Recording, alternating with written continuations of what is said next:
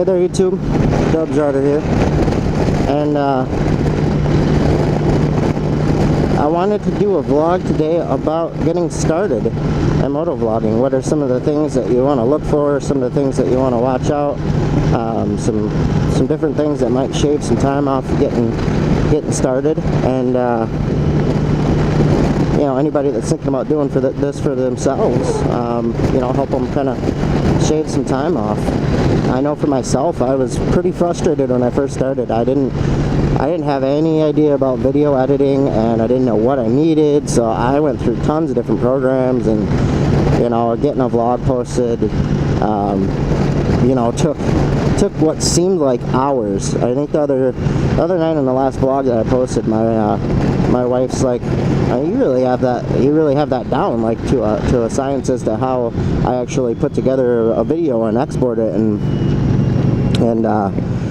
get it posted. And we were kind of talking about how I used to spend, like, you know, what seemed like 6-7 hours trying to edit a video and get all the parts that I wanted in there, and you know, trying to develop an intro, and you know, it was exhausting. And I think I initially started out with the GoPro app as my video editing platform, and yeah, I know they're making changes and it may get better in the future, but it just, from my perspective, just don't do it. It's just not good. So you know, there's a lot of other free software that you can use, and one of the ones that I found to be the best to work with, which is kind of where I wanted to start off talking about, is video editing software in general. And I really think that any new motovlogger getting started should look no further than iMovie. I mean, the amount of capabilities that program has, and I haven't even scratched the surface yet, I don't think, for a free software. I really don't think that you can go wrong with that. I mean, it's an all-around great program. And if you don't have a Mac, you know, I know that there's Sony, I think it's called Sony Vegas is another popular one, but if you've got a Mac, or anybody that you know that has a Mac that you can use their computer for video editing, I don't think that it gets much better than iMovie for the cost and the value of what you get. So definitely, you know, look into being able to edit your videos on iMovie. That's my suggestion anyway. But kind of the second thing that might help you shave some time off is intros and outros and things like that. And I still haven't kind of dove into this too deep, but you can spend a ton of time and resources on programs trying to develop a decent outro and a decent intro. And I can tell you, it's not really all that important. I really don't think. And if I had it to do over again, starting fresh and brand new, I would probably just go to Fiverr and get them to kind of develop a logo for me, you know, a decent logo, and then have somebody develop a nice intro or outro for me. And you know, with iMovie, it's so nice to just be able to drag and drop transitions and throw them together. It makes it so nice. And they send you, you know, a file that you can start out at the beginning and throw one at the end. And I tell you, if I was to do it over again, that would be probably one of the first places that I would start with getting kind of the video layout that I want to have done for my videos. So go on there, get yourself a good intro, a good outro, and you know, really focus on the quality of the video. And by quality, I mean just kind of thinking about what kind of content you want to put out there. And I think that as much as I talk about GoPro and updating the GoPro, that's just my personal bias. I think I really don't think that you need to jump into a GoPro to get started in motovlogging. I know that there's been really great reviews out there for a camera called, I think it's an SJ4000. I think they even have an SJ5000 out now. And you know, that's a good entry-level camera to be able to do the things that you want to do. And you know, shoot decent video. You're not going to be broadcasting anything on YouTube in 4K. I just, you know, it's cool to see the occasional 4K video and watch it and just see the resolution, but honestly, I still do all my videos in 1080p. So as long as you have a camera that can do that, that's a very good way to get started. Get a cheap entry-level camera just to get started. Where I think that you need to spend some time, and I say time, not necessarily money, is in the audio. And I know that it's really popular to get the Bluetooth communication kits and you know, have that kind of paired with the GoPro, and that's awesome. But if you're working on a shoestring budget and you don't have the money to go out and drop, you know, $250 on Bluetooth communications, plus I think it's $80 on the Bluetooth pack that goes on the back of your GoPro, you can get decent audio with some basic lavalier mics. And I've got a Bluetooth communication unit that I use on my helmet, but I don't use it for vlogging. I find that it drowns out the bike, you know, and that's great for phone calls. You know, you don't want people hearing all the wind around you and stuff when you're talking on a phone call.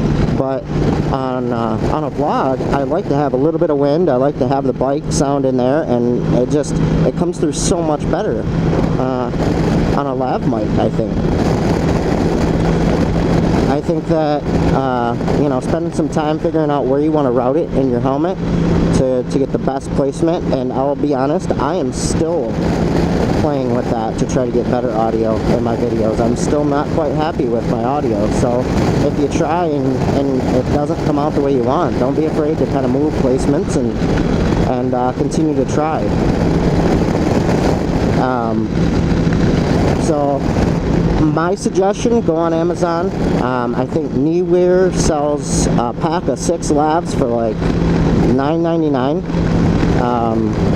or $7.99. It was something ridiculous. You get 6 of them, and yeah, there's a couple of them that are going to be bad and they don't work right, and you get bad audio. But I mean, for the cost, you know, you're really getting the ability to shoot some decent audio, I think, and how you run that in your helmet and how you set up that mic is going to be key to getting some better audio. But I think that's even more so important than the quality of the video, because you can be uploading videos at 4K and nobody's going to watch them if you have bad audio. You know, it takes the overall experience of motovlogging and for the end user watching that video, and drops it drastically when you have bad audio or you can't hear the person that's talking or they're crackling. You know, it's not a great experience. So I think spend some time and run the mic, try out a few different placements, see how it comes out. You'll find places that you think are going to work out great, and then you get home and you watch the video and it just is horrible. And that's just a trial of going through being a motovlogger. You're always going to be testing and experimenting, but it really doesn't have to cost you a whole lot of money to get started and get to working. I think there's it's a $10 or $15 adapter for GoPro that I use, and that plugs directly into my GoPro, and then I plug my lav mic into that, and I've got it kind of set up on my helmet where I leave that portion in and just unplug it from my GoPro and take my GoPro off my helmet. So, you know, you don't have to spend a whole lot of money. The next suggestion that I have, and honestly this is going to be probably where you spend the most amount of money to get started in motovlogging or to motovlog, and that's in your helmet. I think that not only should you invest in a good helmet for safety and features, but you'll notice a drastic reduction in the noise inside your helmet, and the lav mic picking up the noise inside your helmet is going to make your audio that much better if you have a good helmet. Now, I personally have the Shoei Neotech helmet, which is a modular helmet, and I think I would get even better audio if I had just a standard full face helmet. I just haven't gone down that road yet. and purchased and found one that I really liked. But spending money on a good helmet, you'll notice you'll get better features. The helmet will be more comfortable and a hell of a lot less noise inside the helmet. I went from an HJC helmet, and I'm not saying they're a bad helmet manufacturer. I'm just saying I spent $110 on a helmet or whatever it was, and when I finally made the decision to purchase my Neotech, it was a night and day difference in the audio quality. Not only for my videos, but just the overall sound inside my helmet when I'm riding. So spend the money on a good helmet. If you're gonna spend money on anything at all, spend it on a good helmet, and that will make a world of difference in your audio quality in your videos. So it doesn't have to be showy. I'm not sponsoring anybody. I'm just saying spend the money on a good helmet. There's tons of them out there. Sometimes you can even get a previous year's model, which is what I did with my Shoei when they discontinued the Neotech line.